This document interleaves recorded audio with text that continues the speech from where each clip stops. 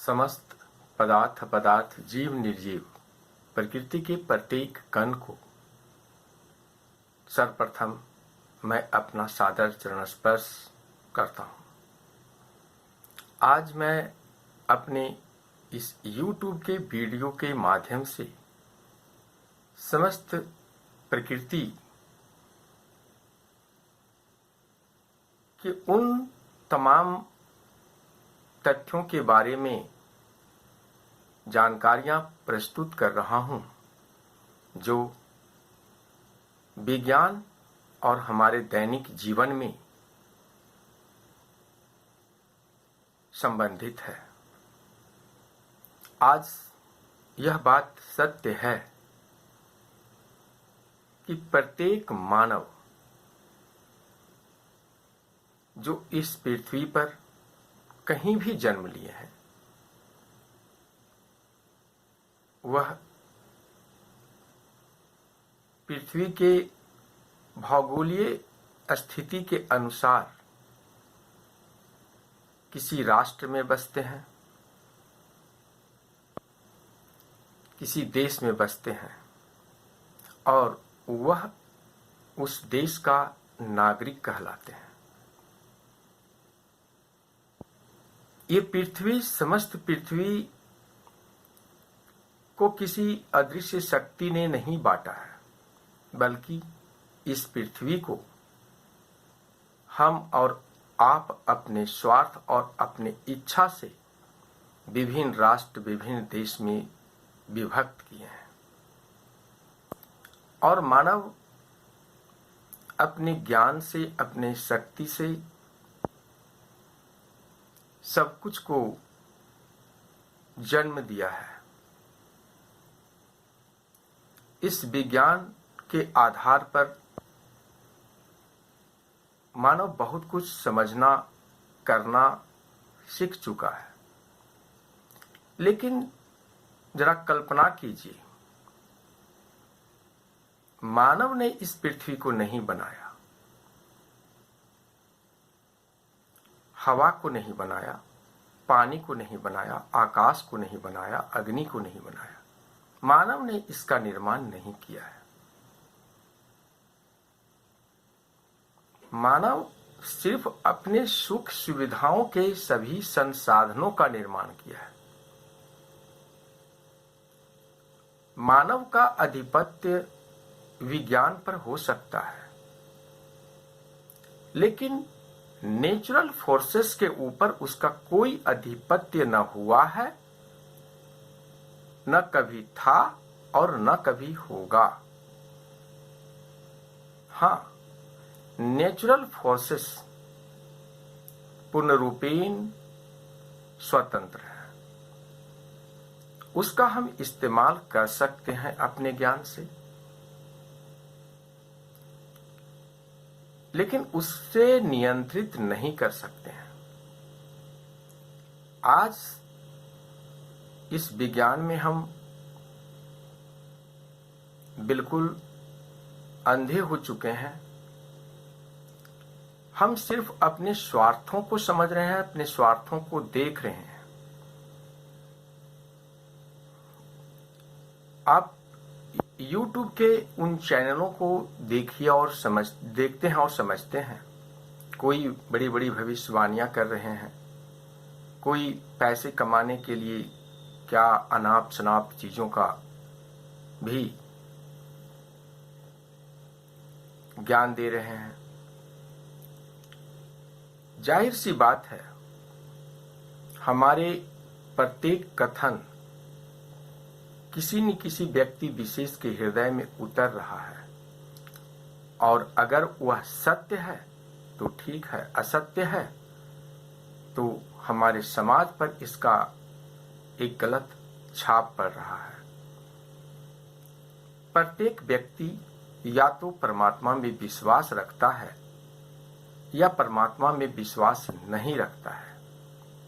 जो परमात्मा में विश्वास रख रहा है वह भी अपना जीवन यापन कर रहा है और जो नहीं रख रहा है वह भी अपना जीवन यापन कर रहा है। पर याद रख, इस चीज को हमें याद रखना जरूर चाहिए कि जो हमारे कर्म हैं, एक्शंस हैं, इसका रिजल्ट मिलता जरूर है। जब आप एक दुकान खोलते हैं, एक नौकरी करते हैं, उसके बदले में आपको जीवन यापन करने के लिए आर्थिक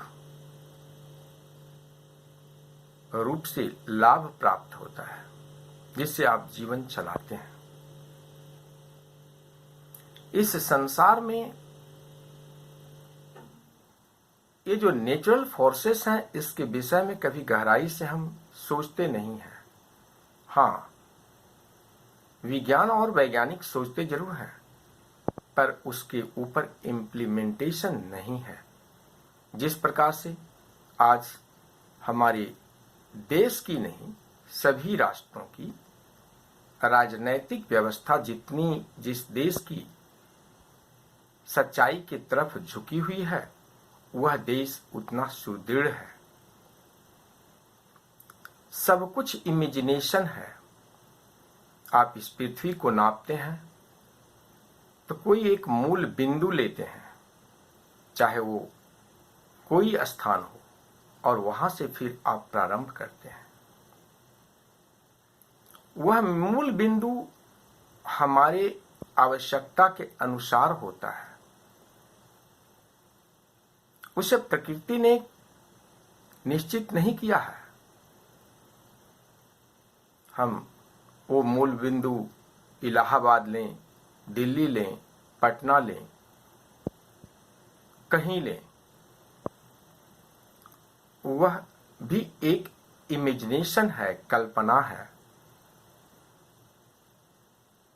इसे मैं और हम लोग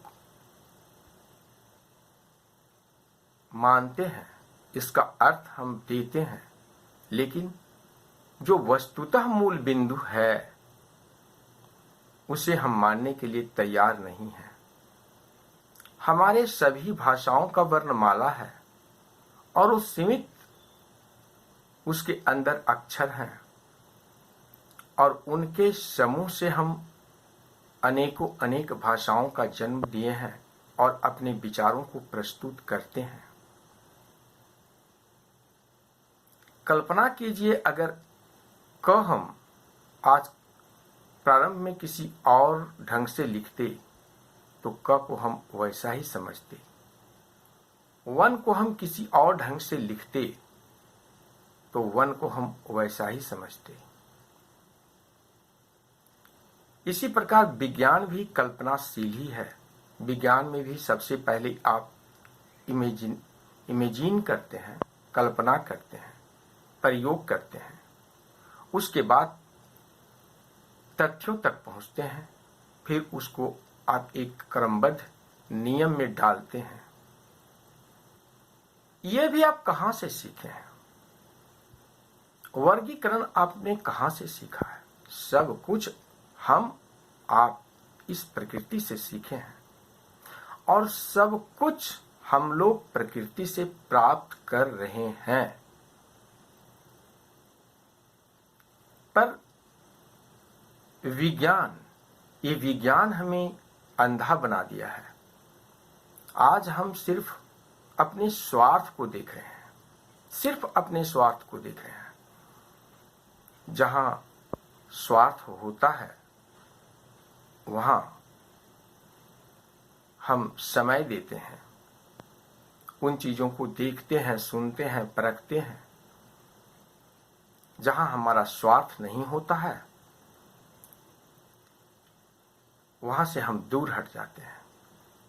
एक एंटरटेनमेंट की ही बात लीजिए। आपका मनोरंजन अगर हो रहा है, मन लग रहा है, उन चीजों को आप करते हैं, देखते हैं, सुनते हैं, समझते हैं। अगर उसमें कोई स्वाद नहीं है, आपका मन नहीं लग रहा है, उसे दरकिनार कर देते हैं। यानी सुबह से शाम और शाम से सुबह, प्रत्येक क्षण इस पृथ्वी का प्रत्येक मानव सिर्फ अपने स्वार्थ में जकड़ा हुआ है। आज पृथ्वी की जो हालत है, एक राष्ट्र दूसरे राष्ट्र से उलझना चाहता है, झगड़ना चाहता है। जरा कल्पना कीजिए, जब नेचुरल फोर्सेस अपना काम करता है, नेचुरल डिजास्टर होते हैं, जब मानव कराह रहा होता है, तब प्रत्येक राष्ट्र उन कराह रहे मानवों को बचाने के लिए हर कुछ भूल कर करके सर्वस्व निछावर करने के लिए तैयार हो जाता है। लेकिन जब ये नेचुरल डिजास्टर समाप्त हो जाते हैं, फिर छोटे से जमीन के लिए, छोटे से मतभेद के लिए हम हर अस्त्र शस्त्र उठा लेते हैं और विनाश के कगार पर पहुंचने और पहुंचाने के लिए तैयार हो जाते हैं। ऐसा क्यों होता है? ऐसा सिर्फ इसलिए कि अब हमारे हृदय और मनोभाव में सिर्फ स्वार्थ है। लेकिन जब किसी राष्ट्र में, किसी राज्य में प्राकृतिक आपदाएं आती हैं, तो वहां हर मानव